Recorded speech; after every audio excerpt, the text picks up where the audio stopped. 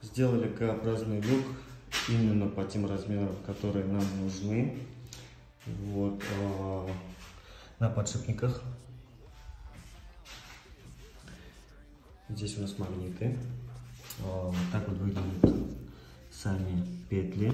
Внутри подшипник и палец. И вот общий вид.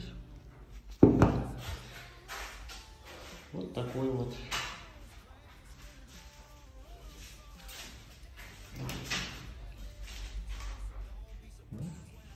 Открылся, закрылся. Потом гипсокартон и плитка.